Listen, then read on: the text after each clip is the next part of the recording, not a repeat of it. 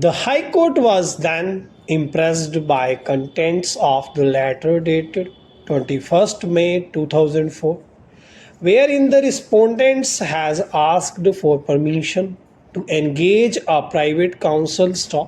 The High Court completely glozed over the plea taken by the appellants that this document with annexure 24 was not a part of the court martial proceedings.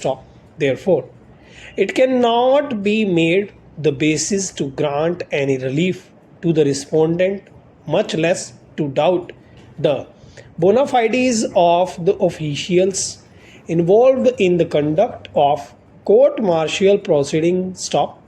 On the other hand, the record of court martial proceedings not only revealed that the respondent voluntarily admitted his guilt to both the charges with full understanding and knowing the consequence therefore, but in spite of opportunity given to him to reconsider his stand, he did not challenge and change his confession.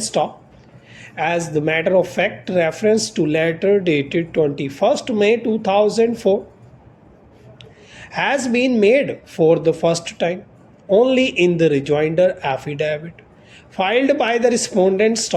No tangible explanation is forthcoming as to what prevented the respondent from referring to this communication in the first place in the court martial proceedings, or at least in the appeal preferred by him under section 161 of the act to the competent authorities. Notably, such case was not made out even in the original writ petition for reasons best known to the respondent. Obviously, taking that plea in the rejoinder affidavit for the first time was with a view to confuse the issue so as to recoil from the voluntary confession already given in the court martial proceedings.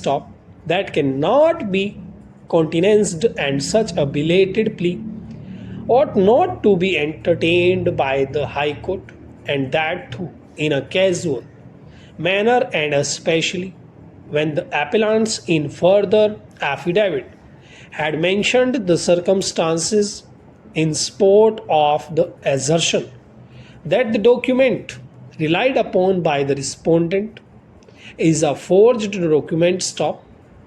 The respondent was called upon to produce the original, which he never did.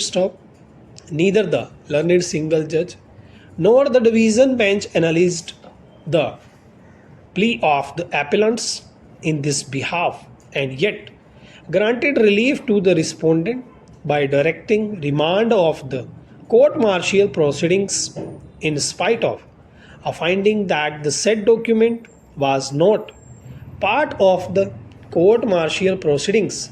That has resulted in awarding premium to the respondent who had approached the court with unclean hands, and to give opportunity to recoil from the voluntary confession made by him, which fact was justly recorded in the court martial proceedings by the concerned officials whose integrity is impeccable. The High Court should not have entertained the plea of the respondent that he was pressurized to give confession in absence of disclosure of names of those officials and who had no opportunity to counter the allegations made against them. Hence, this reason weighed with the High Court must also fail. The last reason weighed with the High Court is also devoid for substance. अगर video अच्छी लगी हो तो like जरूर कीजिएगा और comment section में अपनी शॉर्टहैंड से रिलेटेड जो भी परेशानी है उसे जरूर डालिएगा।